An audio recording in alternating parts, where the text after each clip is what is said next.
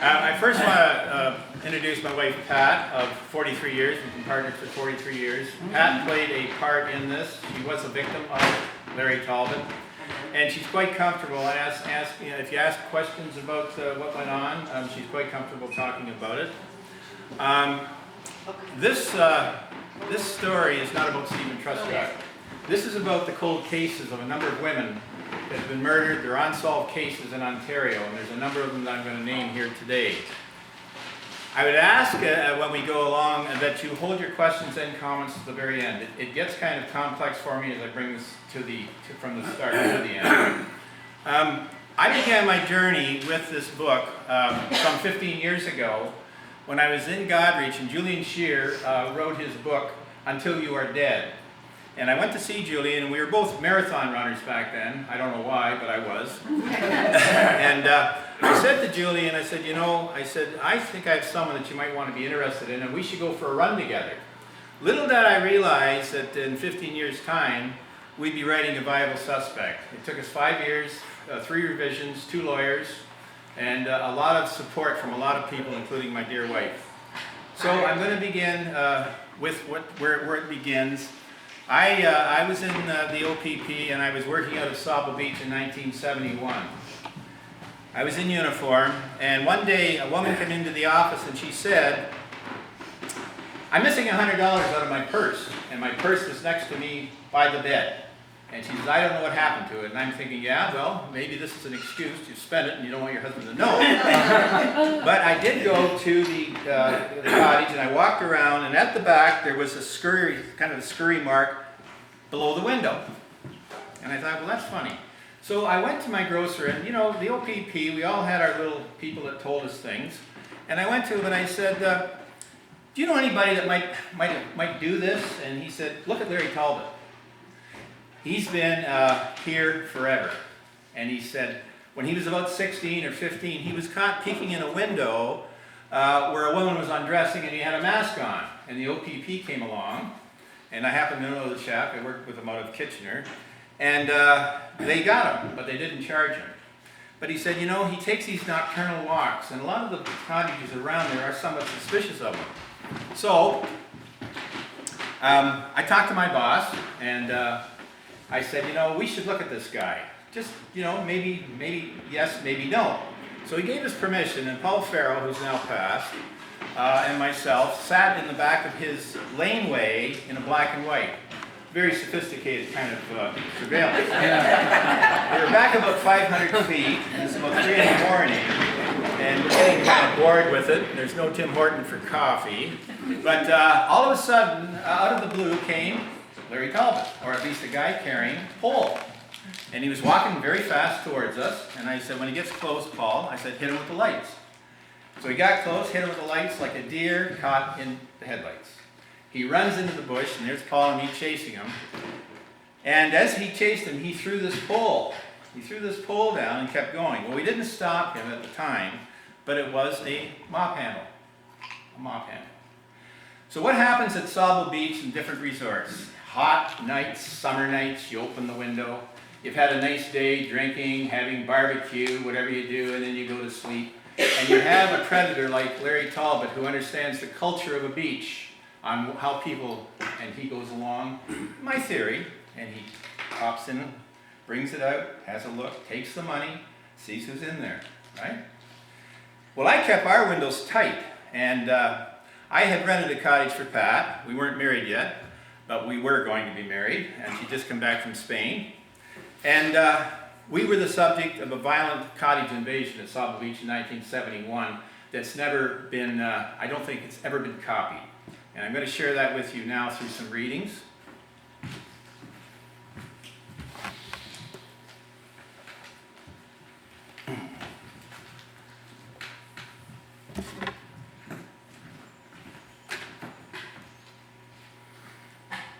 A loud noise woke me out of a deep sleep. My first groggy and irritable thought was that some of the other cops were playing a prank on us. We had been dining that night with them, having some steak and wine and that, some of my buddies, and I thought maybe they're playing a trick. But as I stumbled out of bed stark naked toward the bedroom wall light, I almost bumped into a dark figure in the doorway, a man in a garish orange mask holding a flashlight and pointing a gun in my face. This was no joke, and this wasn't one of my cop pals. "What's up, buddy?" I asked cautiously. There was silence as the armed intruder stared at us and slowly backed into the living room. Then he uttered a terrifying command, "Get the bride out here." "Leave her out of this," I replied. Suddenly Pat appeared wearing a short, slinky nightgown.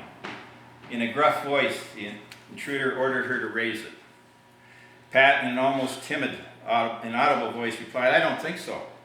He pointed the menacing gun, "Lift it or I'll shoot."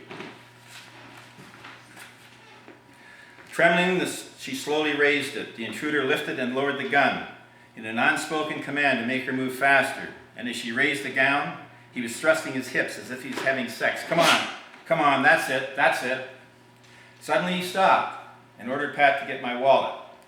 She retrieved it from the mantel and was walking towards him when I grabbed it and threw it on the floor. I didn't want him to see it. This was my wallet, and you can see the OPP flash on the back of it, and I didn't want him to see that. By now he was standing at the rear door and ordered me to pick it up. "No," I said. He pointed the gun. "Pick it up or I'll shoot." "I don't think you will," I replied. He stared at me for a second and then bolted from the cottage, grabbing Pat's purse as he fled. I went after him, chasing him south along King Edward Drive. It must have been a surreal spectacle for any fortunate unfortunate enough to have witnessed it. A masked man being pursued by a naked man. It's like you're looking at Mr. Bean. Crazy thing along the road. "Get back!" he yelled. Suddenly he turned and fired a shot, hitting me in the chest, but not stopping me. I managed to grab the back of his coat and swung around, and he struck me several times with the gun. I was injured but managed to wrestle him to the ground. I got on top of him and attempted to get up, but I pummeled him until he surrendered.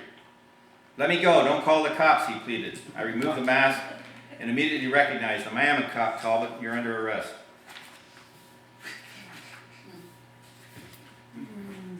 Time for some water.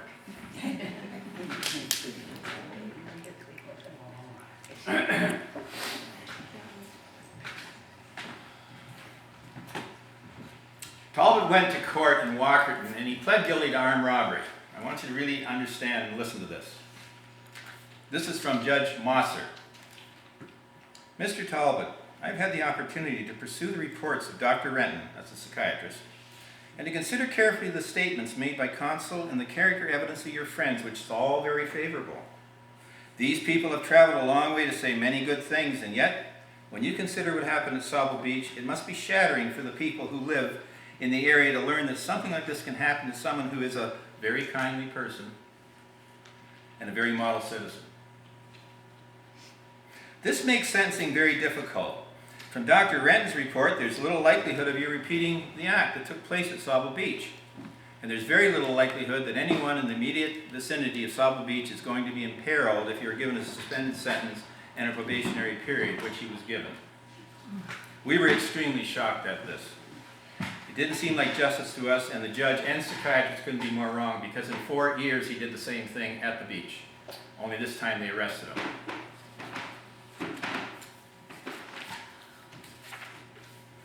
There are a number of unsolved homicides in Ontario, and I believe Larry Talbot should be considered a person of interest in several of them. In one particular instance, an innocent teenager was convicted of the 1959 murder of Lynne Harper. Was this Talbot's work too?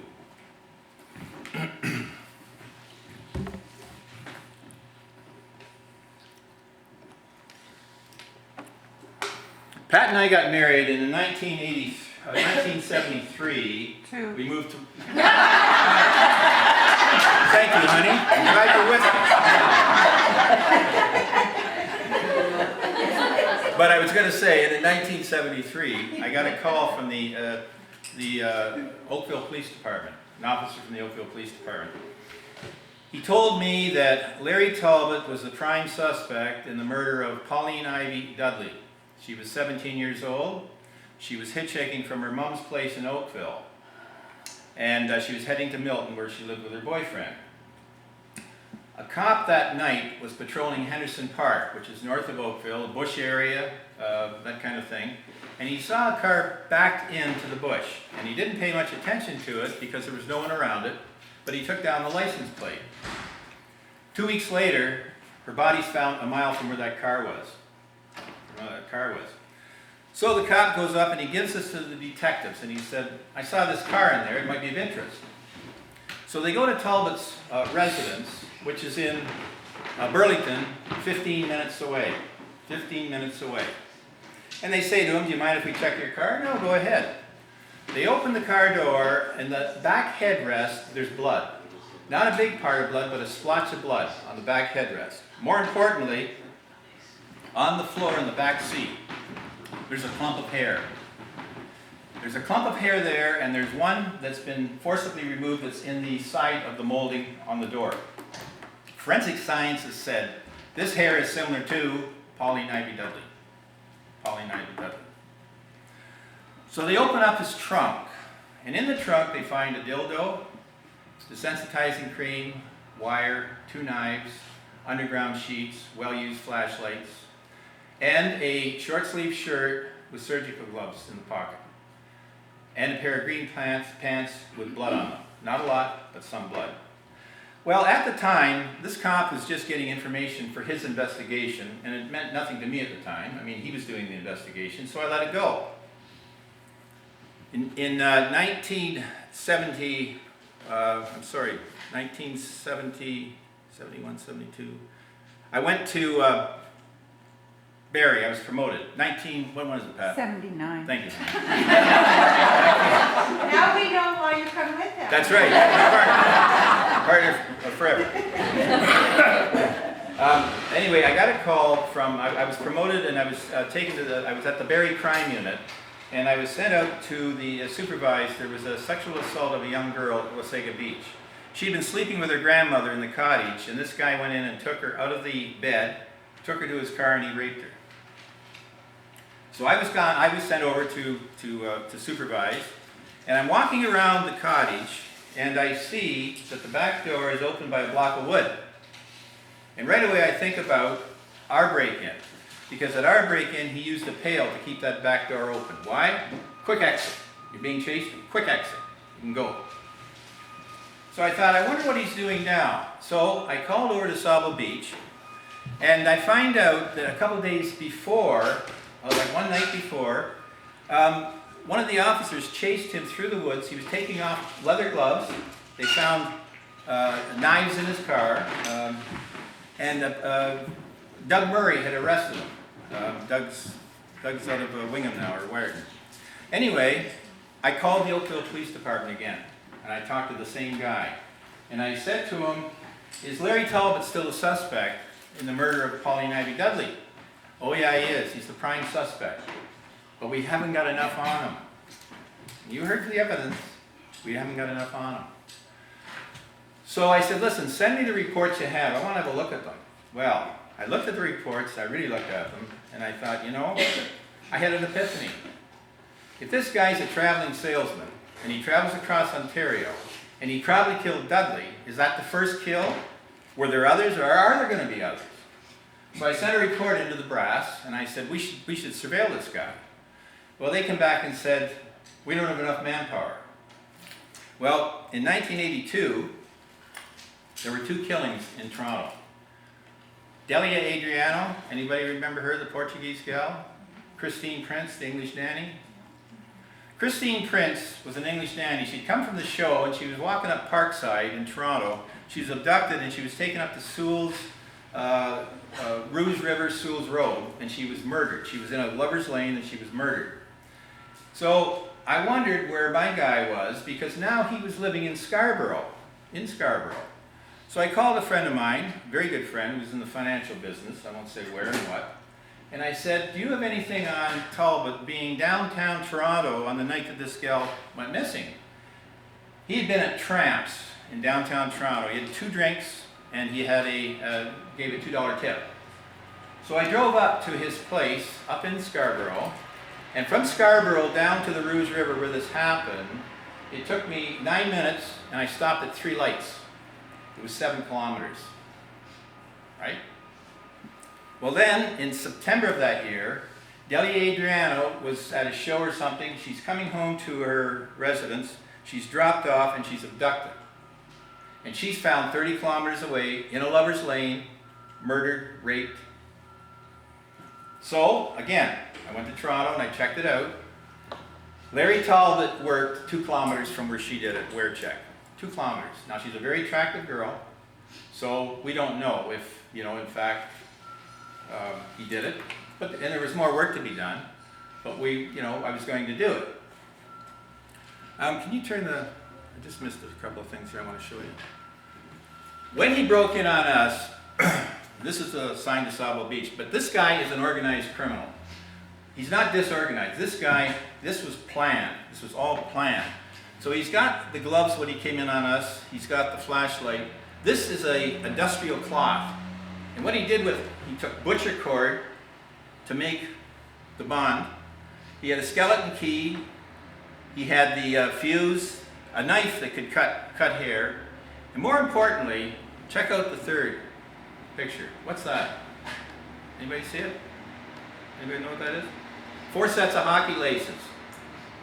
4 sets of hockey laces in his pocket. Why would you have 4 sets of hockey laces in your pocket? Because you're going to take Pat away. Because she thought she was alone. That's what I theorize. He came in there and he didn't think I was there. Again, please. Organized criminal. He parked his car about half a mile, not even that, maybe a quarter mile, down where the place was for sale. There's his keys in the wheel well. There's his keys in the wheel well. So, getting back to the 2 women, I decided to do an intelligence report. And what I was going to try and do is convince the OPP to spend some money and chase this guy, at least follow him. So I went to a guy by the name of Les Church. Les Church took over his practice, his customers, in 1960. And so I went to talk to Les, and I had a map. And I said, okay, Les, you took over in 1960 from Larry, yeah. And where did you get your customers from? From the company, not Larry, from the company. And Larry had been with this company from 1951 till 1959, servicing these different places. So where did you go? So as he told me, Goderich, I'd circle it, Clinton, Kincardine, Stratford, wherever, and Clinton, right away I went, Clinton. Why Clinton? Oh, he said, plumbing material and that. We had a pretty steady business with them. I said, would you know by any chance what kind of car this guy drove? I don't know what it is, but there's a guy that does. And just to fast forward, it was a 1957 Chev, 2-door, blue, turquoise blue with a cream top. And even he told us that later on. So we knew that was the car he had. So if we can go to the next one. So this is the map that I circled with all the different places he'd been at. This is Mr. Talbot with his little Halloween mask on. And I did this for a purpose. I didn't use his real name. I could have used his real name because he's dead. And I talked to my lawyers about it, and they said it's no problem if you want to use his real name. But I thought out of because he had grandkids and he had a family and he had a weird name, and it wasn't fair to them. He might be deviant, but give them a break. They've still got their life to lead. And there's the car that he drove, 57 Chev, Bel Air blue. So I went back to my boss in Barrie, and I was quite happy. I thought, maybe we've done something here. And I said, I think we maybe got the wrong guy for the Harper homicide. I think this guy here should be looked at. How do you think that was received? All right? Well, he said to me, well, don't put it in the report. Don't put anything in the report about Harper.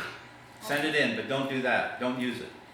In a top-down organization, we all know you do what they tell you to do. There's nothing you can do about it. You have to, I can't say, no, screw you, I'm going to put it in anyway. Then I'd be down checking 401 at 5 o'clock in the morning. So I submitted the report. And They went up on him. They followed him to Niagara Falls. They followed him to Buffalo to strip joints. They followed him back into Niagara Falls. He drove into Lover's Lanes at night. They saw him stealing hubcaps off a car. He was on the Queenie and he went from the passing lane into the driving lane when he saw a woman trying to change a tire. But when he saw a guy with her, he took off. I wasn't in the loop. They never told me a thing about it. They said I was too close to the investigation, which is fine. Well, it went south. He was going up to his cottage in Gravenhurst. And what we did with his car, we put it on CPIC as a car for observation, homicide, Halton Regional Area, because of the Dudley homicide. And the reason we did that, let's go back to Henderson Park, where the cop goes in and he sees a car backed in. Well, if that was on there at the time, and he ran that, you'd have 7 cops out there looking for this guy because he might have a victim in the bush with him. That's why we did it. Unfortunately, this guy heard it. When he got stopped, they ran. They ran his plate and ran him. Unfortunately, the cops, they didn't communicate to say, he's here, don't say anything, so he heard it all. He heard it all. So he goes running down to Toronto and he complains, oh, they're picking on me. And then he goes to Barrie, where I was. He didn't want to see me, but he wanted to complain.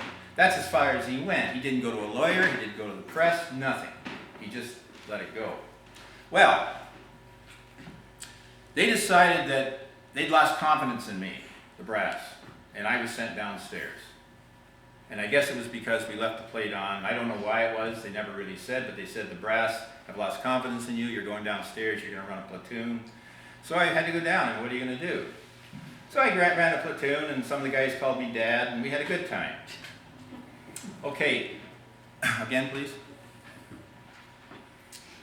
These are the victims: Lynne Harper, Pauline Ivy Dudley, who in the book, if you look at it, looks very close to Pat, their engagement picture.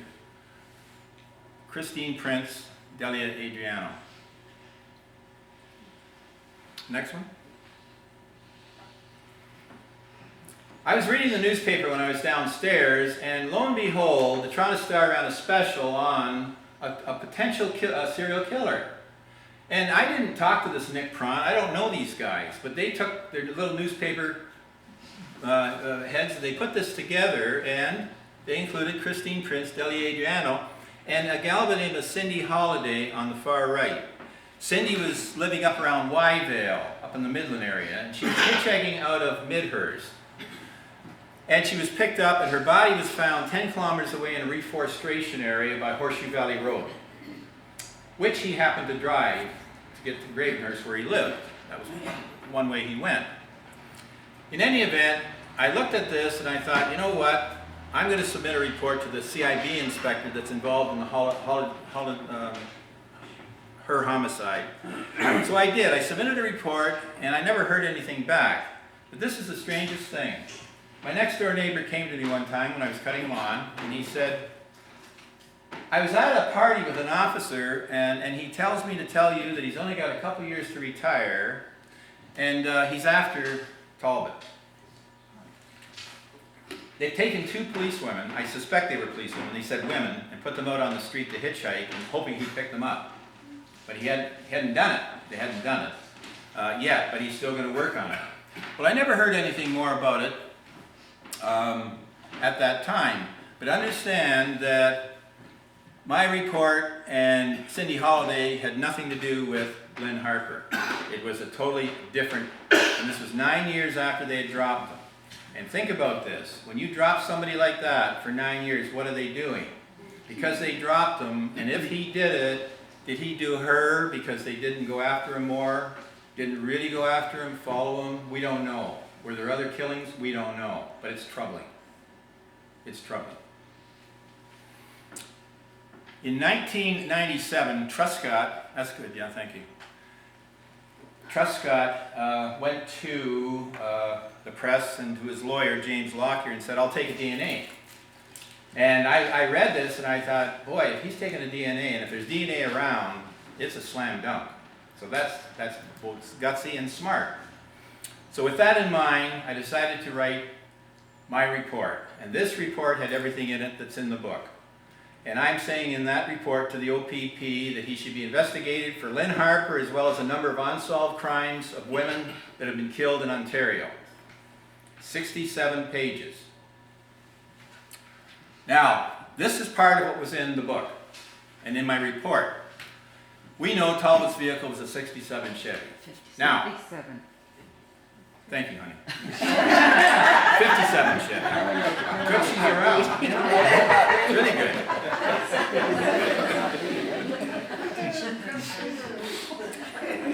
You're going to get a nice meal tonight for sure. It's a 57 Chevy. Now, what's important about that?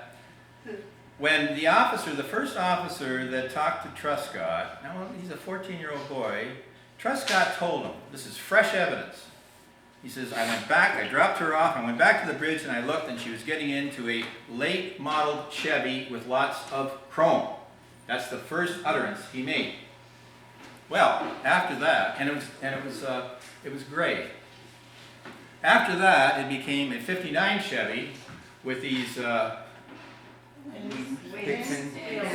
big fins. Why that happened and why he went to that part, we don't know, but that's what he went to. Yeah, that's all I want to say about that right now, except to say that when I did investigations, you're really listening to that first witness and the fresh evidence, because after that he had 2 or 3 or 4 different officers questioning him, onward, and why they turned it around to this.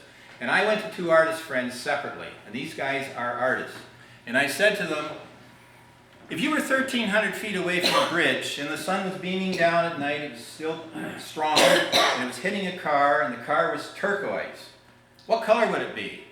Guess what? Gray. Gray. We've got artists in the room. Right. Clinton Air Force Base. There's no doubt in our minds that Larry Talbot visited the Clinton Air Force Base. If he visited the Clinton Air Force Base, he would know that whole area. He would have known Clinton, the town, all around there because he spent so many years there. He'd know where the kids were, that kind of thing. So that was a no-brainer. I included that. Blood Group A. Lynne Harper's body was found on her back, in kind of an enclave, on her back, peaceably put down, but she had blood on her and around her. On her and around her. Larry Talbot, types A. He's type A blood. People say, well, how could it happen? Or, could have been Lynne Harper's? Yeah, it could. It could also be his. You know why? Because he cut out a reef knot from her blouse. He used a sharp knife and he cut a reef knot, and that's what he used to tie around her and kill her. It's in the dark. He could have cut himself. The blood's dropping. A little bit, but enough. That could be possibly what happened. Shoe imprints, as I said, at the scene there were size 10 to 11 shoe imprints pushed into the ground. And we know, as I said to you, we grabbed his shoes. They were size 9. Size 9 measures 11 inches. Okay? Circumstantial. Not slam dunk, but circumstantial. You're moving this thing along. Body comparison. Talbot was 5'10". She was 5'3". Between the two of them, it was 6 inches. Not 7, it was 6. So again, it's close. They're close. I mean, this isn't black and white dichotomous kinds of evidence. The reef knot, we know Larry Talbot was a Boy Scout. And we also know that, Navy people are Boy Scouts. Interestingly enough, Isabelle Laborde, did anybody read Isabelle Laborde's? She tried many times to take material and make that reef knot. Terrible. Had a hell of a time doing it. This guy, this isn't Steven Truscott sitting there putting a reef knot in the dark on someone. This is absolutely insane that they would even look at that. Crime scene neatness. When they found her body, as I say, she was lying on her back. Shorts were off, zipper was up. Neat. Socks were rolled up. Shoes were beside her head. 3 twigs were on her body. She wasn't throwing, she was set down neat, neat. Same as Dudley, neat. My guy, Larry Talbot, is a neat freak. He's what I call a neat freak. When we checked his trunk in Sable Beach, everything was in place. It wasn't certainly like mine. Everything was in place. Everything had to be in place. When he did a break-in at Sable Beach, he forced the window, and it smashed, and so there was glass on the floor. He swept it all up, cleaned it up. Went inside, got a turkey out of the freezer, put it in the tray, put it in the tray there. And when he went to bed that night in this guy's cottage, he put a towel down on the bed. Neat freak. And as you're going to see, very well dressed. So I want to share with you something that they say. Hobbes and Hobbes are psychologists that do this kind of stuff. So I tried to look to make sense of Talbot in terms of the neatness. Profiling violent crimes, Holmes and Holmes, criminologists, obsessive-compulsive behavior in a personality type referred to as the organized non-social offender. Non-social, we know that. He has an organized personality that is reflected in his lifestyle, home, vehicle, and personal appearance. This kind of an offender may be called an anal personality type. In his life, there's a place for everything, and everything must be in its place. And I know some of you folks out there are the same, but you're not serial killers. Okay? But he was. I suspect he was. And I suspect for some reason, this whole business of putting these women down in a certain way and bringing, he didn't have to bring shoes and set them the way he did. He could have just thrown them, but he didn't. Everything was set in a certain way. And I suspect this whole business of these 3 twigs was part of this neatness, that there had to be this for the closure.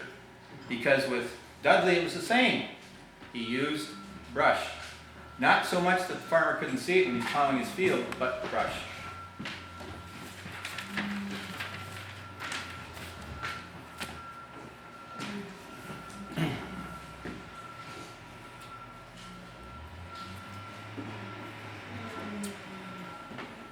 Now, Eddie Greenspan. Does everybody remember Eddie Greenspan? Yeah. God bless him, he passed on. Yeah. James Lockyer, who was Truscott's lawyer, they made a move to have the Kaufman Inquiry. The Kaufman Inquiry was held to determine if they could get rid of this charge that should never have been, or to at least have another trial. So I said to Pat, we should see this Greenspan because I've got a lot of information, but I'm still a cop. And would it be a public trust issue that I learned this information as a cop and they could go after me for doing it? So we went to see him. God bless him. We spent 4 hours with Eddie Greenspan down in his little bank on King Street in Toronto. 5 cigars in the tray. He's dressed to the nine, sitting there looking at us. Sometimes he's falling asleep, but he's listening. And he said, after we were finished, he said, leave it with me. He says, I want to look at this. Eddie Greenspan, keep this in mind. About two months later, Todd White, his partner, called and he says, Eddie and I have looked at this. He said, in terms of a strong circumstantial case, it's against your guy. In terms of Lynne Harper, it's a strong circumstantial case, from what I've told you here. More importantly, this is what you want to hear. My report went, because there was pressure from Boniface, the commissioner, to send it to Frechette, who sent it in to the Behavioral Sciences Unit, who looked at it. Behavioral Sciences Unit and the Kaufman Inquiry, because they had to send everything. The OPP have to give Lockyer everything now. It's law. They can't hide it. Behavioral Sciences Unit said he should be investigated for the murder of Lynne Harper and 3 other named women who I know, and you saw them here, and perhaps others. Behavioral Science Unit of the OPP said that. Not Barry Rule, and not Eddie Greenspan, the OPP. Now have a look at this. Take a little time, because this is a comparative analysis of the 2 crimes.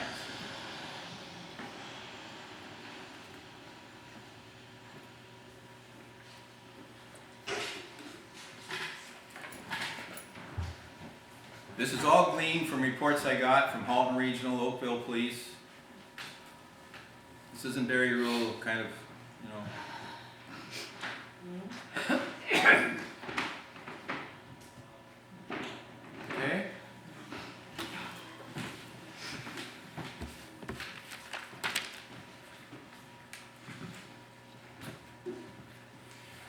Homes and homes again, in terms of serial killers. How they start, we don't know. I mean, I think they start peeking in windows, they move it up, they gotta have more of a thrill, the thrill is gone, so what do I do next? These type of things.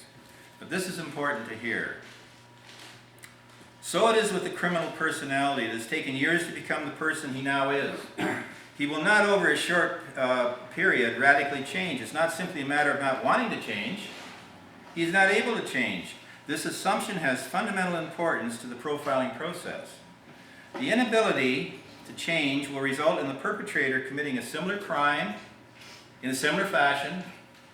Not only will the criminal commit the same crime, but he may force the victim to act out a scenario that he has also forced previous victims to perform. It's like that's what he does now. Very simply put, you guys go shopping and where do you go? Always the same way, doing the same things. Well, this is in terms of deviance. This is what they do. They don't change. And what they try to do is to make it better. It's always trying to perfect it, to get it better. And that's what's dangerous because they continue. They continue. And as I said at the start, we don't know if he killed others. But I have a hunch. I have a hunch. Okay? So Steven Truscott, God bless him on his bike. We all had teen years and fun. He didn't have any fun. He spent 10 years in jail. He missed it all. We saw the cell. Pat and I went down to Godrich, 4x8. Oh, the governor had him in for a baseball game and for turkey. But he also heard scaffolding being hammered away and thinking, I'm gonna hang. Thank God for John Diefenbaker, for the United Church, for Pierre Burton, for his advocates, and they finally said, no, he's not going to hang. But he spent 10 years in jail, and his life, quite frankly, has been a wreck, the whole family. He got a settlement of $6.5 million. Yeah, he got the money, but that was the extent of it. Now, this is an interesting piece, because when it happened and he was exonerated, Julian Fantino, who was the commissioner of the day in the National Post, said, you know, it's an old case, but he said, I'm going to go to the Attorney General and see what we can do about it. But you know, they were all honorable men that did that. I mean, they did their best. Okay, all right. Now the problem with that is this. All he had to do, as the commander, he has to know who his bureaucracy is and who his different folks are, and he go, oh, CIB, let me just walk down and see, do you have anything other than Truscott on this? Well, I guess my little 67-page report must have gone, I don't know where, because it wasn't probably mentioned, nothing was done. And, they didn't come to him and say, well, Rule's been bugging us about this report, but, they didn't do that either. What did they do? Well, this is what they did. In September of 2000, 2 police officers went to Larry Talbot's residence, sat with his wife in the kitchen, and asked him 13 questions. 13 questions on a murder. Did you murder Lynne Harper? No. Have you ever been to the Clinton Air Force Base? No, I've never been there. Would you take a polygraph? Yeah, I got nothing to lose. Wasn't done. Nothing was done. They left. That was it. Everybody remember Colonel Williams? John Smythe doing the questioning on those horrendous Trenton murders? Yeah. Now there's a questioning. That's what you do with a guy like him. This guy was a smart, dark individual, but that's the kind of thing you had to have. And I think he would have did the polygraph because he did it with Oakville 3 times. He's narcissistic. Screw you guys. He told them that. Screw you, I'll get my own polygraph. I didn't fail this. But they didn't do it. And in my report it said that. Ask him because I think he'll do it. I think he will do it because of his nature. He's Mr. Important. He's Mr. Important, but it wasn't done. So, Tracy Tyler, she's also passed, but she wrote an article in the Toronto Star after Truscott got his monies, and she put in different suspects, including him, at least from my perspective, and the fact I'd been shot, and that this salesman, this traveling salesman, went to the Clinton Air Force Base, had a car, and everything else. And at this point, I'm going to have Pat give you a little bit of a rundown on that. Pat, you're up. Well, I'm just good at interjections. No, well,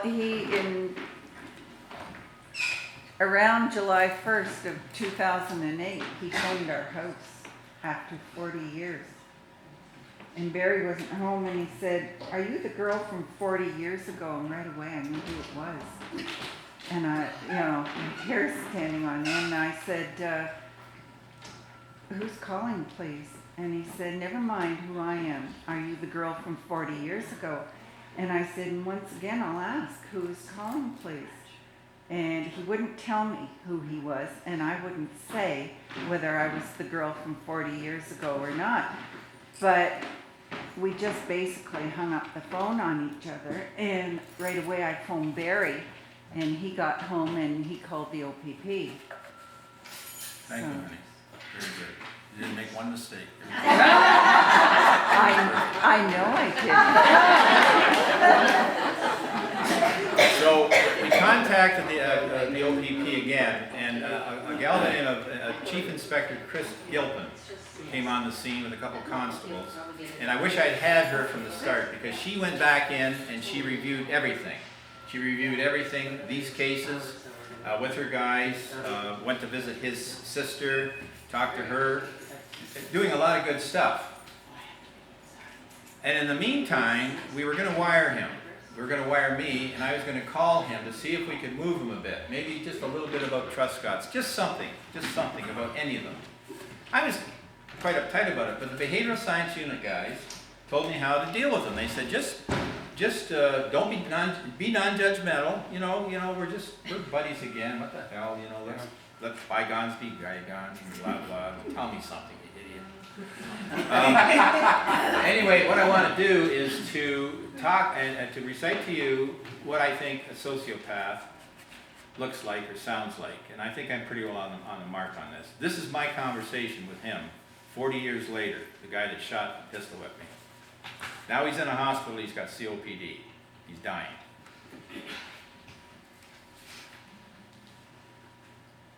Hello?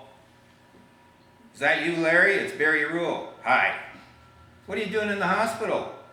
COPD, chronic obstructive pulmonary disease, too much smoking, which I knew. I called your place because I wanted to apologize to the woman if she was the same one from 1970. Yeah, she is. She's okay, but you're a cop. Laughing. Pat tells me you had something bad to say about me. I'm upset at an article in the paper that didn't mention my name, but mentioned a traveling salesman with a 1957 Chev, frequented the Clinton Air Force Base on business. I've never been on that base in my life. Why did you write this? What, are you a cop? I said. We both laughed. Yeah, I've read other articles you wrote. I feel sorry for Truscott. Had a tea party sitting around the kitchen with my wife and a couple of police women. Talking to me about Lynne Harper. They asked me a few questions, like have I ever been to Clinton? Oh, I found out where you lived from a friend who looked you up from a friend on the internet. Yeah, right. Yeah, and what I did was a childish prank. So here we go. All forgiven, but you sure packed a mean wallop and shot me. It probably didn't go in too far, and you gave me a couple of good shots as well. And then he laughed. Yeah, I was thinking about what I wore that night. Could have improved on that. Laughing. You're just a normal person, right? Wrong. So wrong.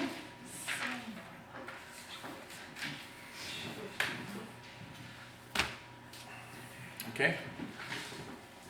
So here he is, Mr. Neat Freak. This is what he would look like driving his car. Anyone here would maybe talk to him and think he's a great guy. He was a salesman. He could sell probably, ice to the Eskimos or whatever. Always looked neat in his clothes. Car always perfect. Everything perfect about him. Gravesides are perfect too, where these kills were made. Everything's neat. Gilpin came to see me, and it wasn't good news. They had done everything they could, and in September 14th, they were going to see him. Metro, Halton Regional, and OPP were going to go up and talk to him. A little too late. He died September the 8th. and he took whatever he had with him. So that's what we're left with. That's what we're left with. Again? So we've got the three questions. Who killed Lynne Harper? I'm not saying he did it, but I'm saying he is a viable suspect that should have been investigated in a proper manner, and he wasn't. Why wasn't he? I'll leave it to you to think about that, to study it, give it some thought. Why wasn't he investigated? Was Larry Talbot a serial killer? Looking in terms of my case, you know, was he? I suspect he was. I mean, did he just kill Dudley and that was the end of it? I don't think so. And are the police reopening similar cold cases? And I know from down here that you've got that Cogman case. You're very upset at the way the police have dealt with it. I don't know much about it, but my sense is, and some of my colleagues that do this kind of work say, there should be more, there should be a unit or somebody doing it. There's all these women, mostly women, that have been killed, and they've got relatives and friends and neighbors and family, and they want to know. And they want to know that things are being done. But it's called cold because this happens here, and then there's all these others that we got to do. And you know, you got manpower, and they do all this kind of stuff. The only reason this happened with him was because I was obsessed. He never left my mind from 1971. I think about this guy every day, even now. Every day. He's never left my mind. He's never left my mind. So with that, again, that concludes. Questions, comments? I'm sure people have them. Yes, Liz. You might know that recently we had a cold case solved in Petrolia, the murder of a senior citizen, about 3 years ago, about 3 years ago. And it was through diligence on the OPP's part, and your story is strikingly similar. Remember the girl told us last night? Oh, yes. This OPP Yes. ran this, he had a fingerprint copy and Yes, ran he it stayed with every year. Yeah, Every year. good for And him. 15 years later. Yeah. Good And for they were him. able to follow him and get DNA. This guy burned his garbage.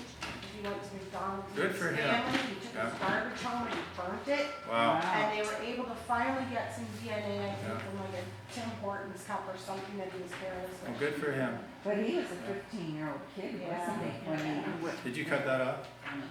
oh, no. I thought the I don't want questions to be were